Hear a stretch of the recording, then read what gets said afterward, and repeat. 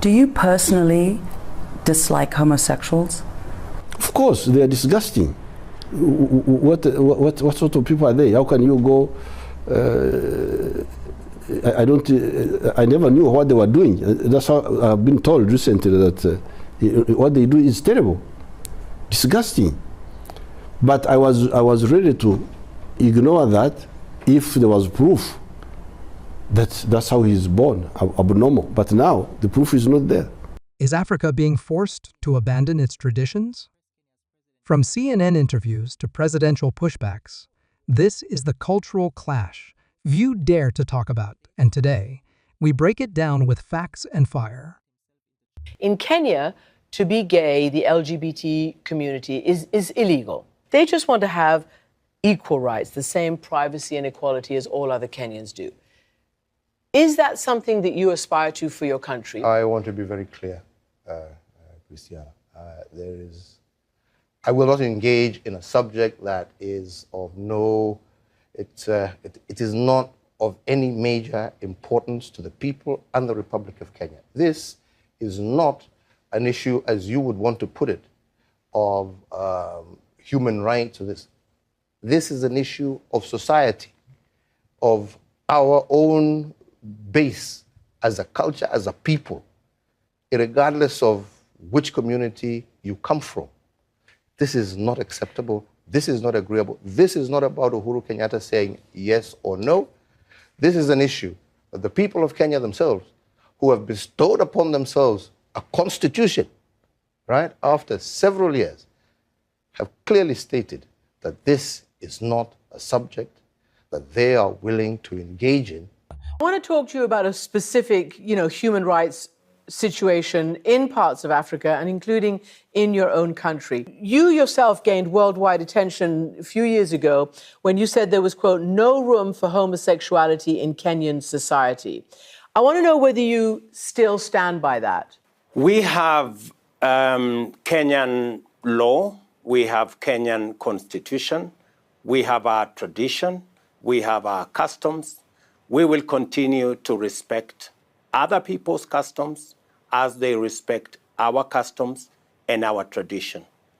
I am very clear that we respect everybody and what they believe in, but we also have what we believe in, and we expect to be respected for what we believe in. We do not want him to come and talk on homosexuality in Kenya or push us to accepting that, which is against our faith and our culture. Let him talk about development, let him talk about cooperation, let him talk about the long-time relationship Kenya has had with America, but about our beliefs and culture, keep off. When a government gets in the habit of treating people differently, those habits can spread.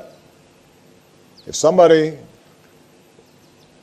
is a law-abiding citizen who is going about their business and working in a job and obeying the traffic signs and doing all the other things that good citizens are supposed to do, and not harming anybody, the idea that they are going to be treated differently or abused because of who they love is wrong. Full stop. Our culture, our societies don't accept. It's very difficult for us to be able to impose on people that which they themselves do not accept. This is why I repeatedly say that for Kenyans today, the issue of gay rights is really a non-issue. We want to focus on other areas that are day-to-day living for our people. Honorable Speaker, our laws are quite clear. Our penal code still has outlawed issues to do with homosexuality. Therefore, Honorable Speaker, it was absurd that a good number in the Supreme Court did find it fit to allow a habit or something that is already outlawed under our laws, that you could now allow people to associate. What happens tomorrow, Honorable Speaker, if all the pickpockets in our streets decide now that they have rights as pickpockets and they want to form the Association of Nairobi Street Pocket Thieves, or even robbers, bank robbers. Tomorrow, robbers may decide that we have certain rights under the Constitution, the right to association. But, Honorable Speaker, the Constitution also says that your rights are limited. The West has never been a moral authority. These are the people who came and enslaved us. And they came and colonized us. And they came and treated us like animals.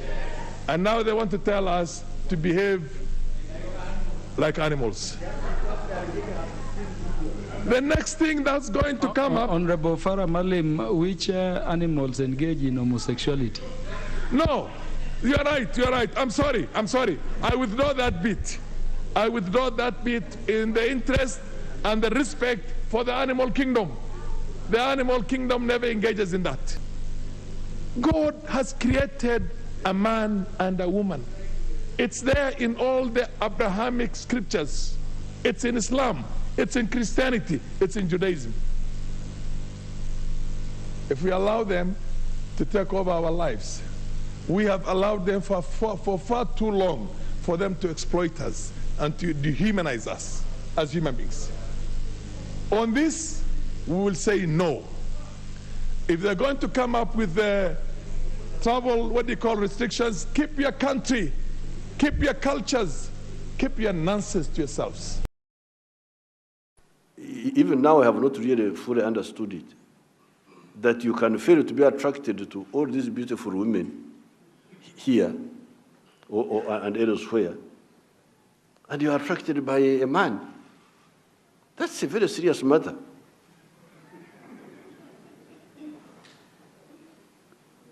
It means there's something really wrong with you. Everybody's lecturing us. You should do this, you should do that, you should do that.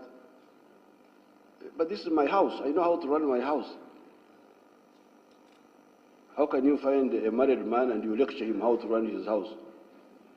It's contempt. You cannot see a mature man with a bald head, you see. And you give me a lecture on how to run my house. Sure, I know how to run my house. Yeah. Homosexuality is not good in Uganda here because for us, we follow God's orders, whereby God told us to produce and increase his people in the world. So if we do homosexuality, we can't increase more people, we can't create people. For us as Africans, we don't believe in homosexuality, and I think as an African, he should take his stand and take what the people in Africa stand for, which is non-homosexuality. That's how you become a prostitute.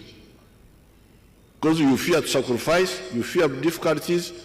Somebody says, I will give you money if you become a prostitute. Those who like easy life end up as prostitutes. And that's what they want us to be. They want Africa to be prostitutes. Do what we don't believe in because we want money. And this is what I told them. Whenever they come to me, I say, you please shut up. The growing clash between African sovereignty and Western pressure has reached a boiling point, and at the center of it is one topic that sparks fierce controversy: LGBTQ rights. But here's the question we're really asking in this video: who decides what's right for a country? Its people?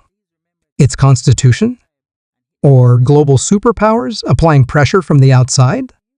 Let's rewind to 2018. CNN's Christian Amanpour sat down with Kenya's President Uhuru Kenyatta. It was supposed to be a straightforward international interview, but it took a sharp turn when she pressed him on LGBTQ rights. Her tone was clear. She wasn't just asking questions, she was advocating. She insisted the LGBTQ community in Kenya just wants equal rights. But Kenyatta's response was unapologetically firm. This is not of major importance to the people of Kenya, he said. And he meant it. He didn't call for violence.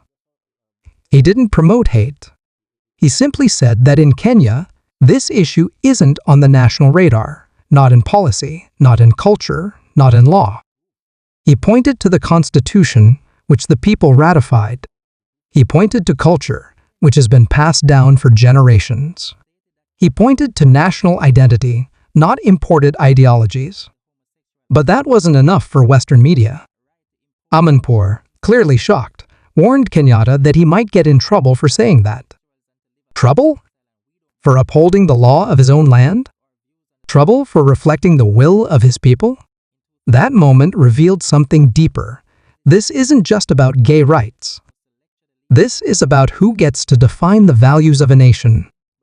Because what we're seeing here is a form of cultural imperialism, one where Western governments and media outlets attempt to impose their values on African societies, threatening aid, applying sanctions, and using soft power to push a moral agenda. And Africa is pushing back. When Barack Obama visited Kenya in 2015, his trip wasn't just about diplomacy.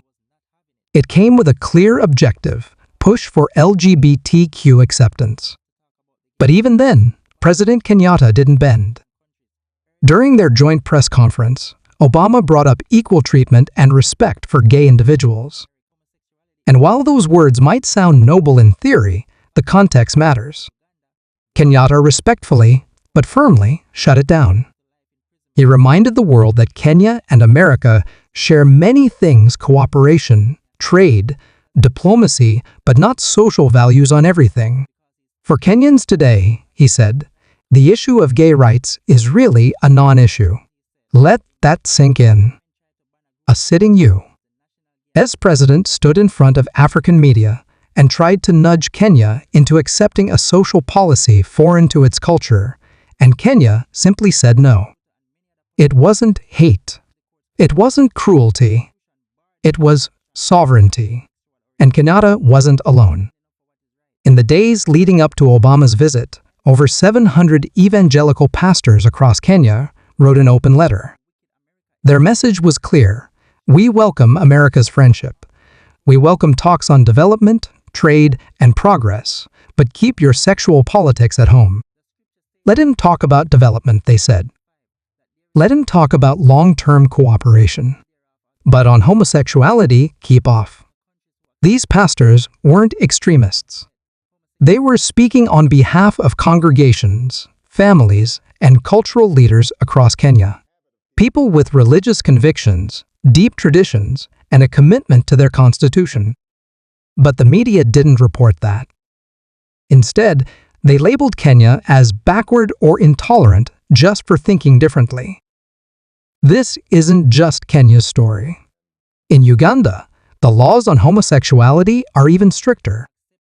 The country recently passed legislation defining what it calls aggravated homosexuality as a crime punishable by life in prison. First-time offenders could face up to 14 years. That may sound harsh by Western standards, but in Uganda, this law has overwhelming public support. President Yoweri Museveni has never minced his words. He has repeatedly condemned the promotion of same-sex relationships in Uganda, calling it a Western export, not rooted in African values. And during one of his speeches, he raised a question that shook social media. Even now, I have not fully understood it, he said. How can a man fail to be attracted to all these beautiful women and instead be attracted to another man? Whether or not people agree with that sentiment, the reality is that Museveni's statement reflects the beliefs of millions in Uganda. To him and to many Africans, homosexuality isn't just a lifestyle.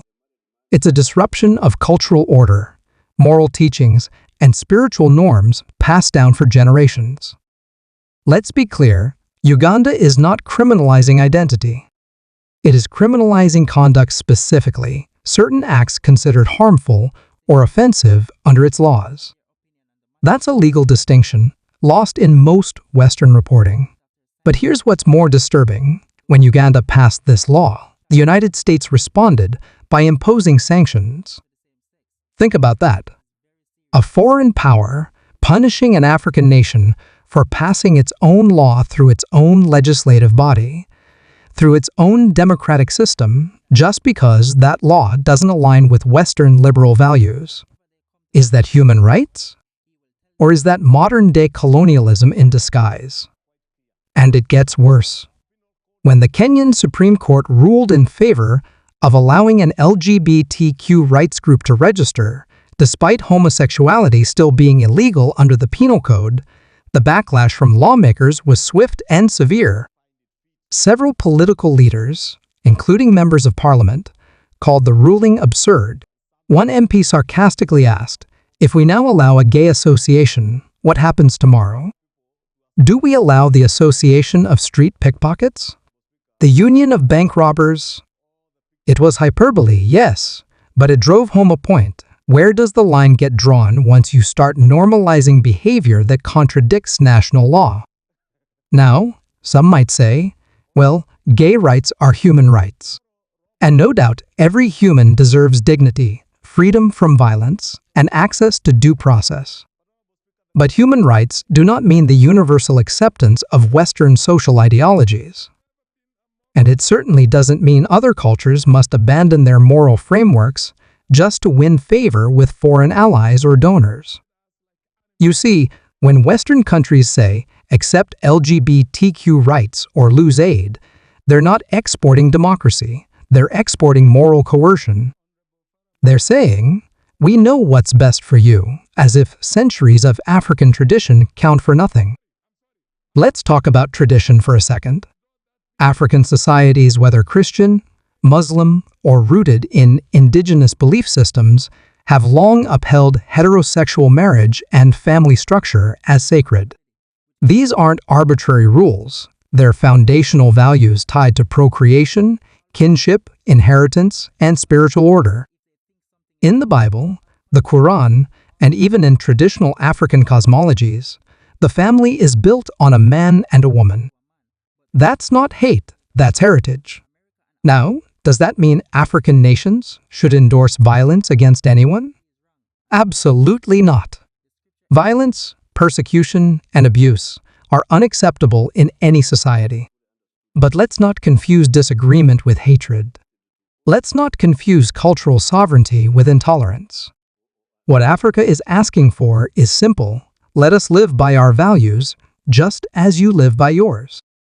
Why is it acceptable for the EU?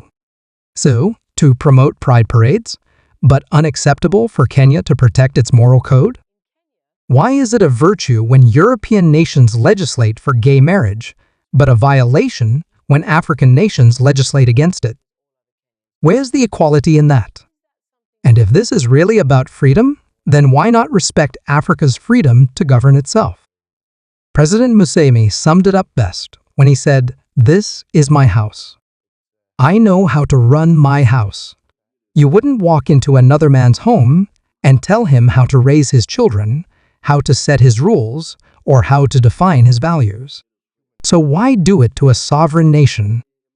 Museveni even warned his fellow African leaders, don't become prostitutes for aid.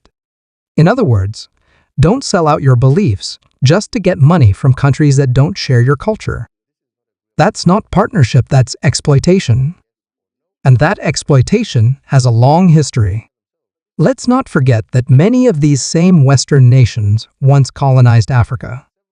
They enslaved its people, looted its resources, and imposed foreign laws on native populations. Now, in the 21st century, they claim moral superiority and seek to lecture the continent on how to behave? The irony is almost too much to bear. And the hypocrisy is everywhere. The same governments that say love is love are funding wars, arming conflicts, and turning a blind eye to genocides. But somehow, they find the time and the money to pressure Uganda or Ghana about who can marry whom. The West is no moral authority. In fact, Scripture warns us in Proverbs 16:25, there is a way that seems right to a man, but its end is the way of death. And that's what we're seeing. A world that's turned upside down. Right is called wrong. Wrong is called progress. and those who stand on tradition are labeled as enemies of freedom.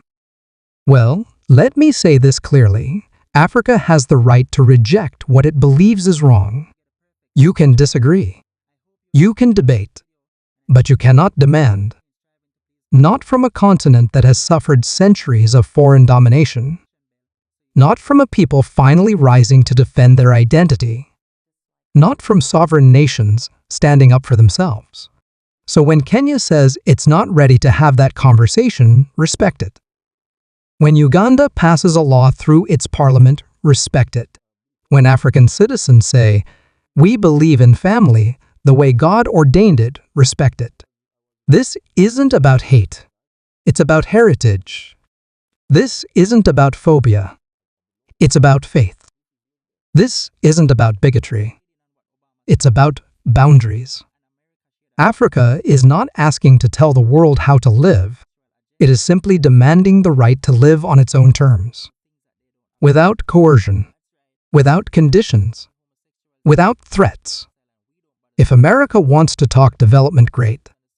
If Europe wants to talk trade, fantastic. If China wants to invest in infrastructure, bring it on.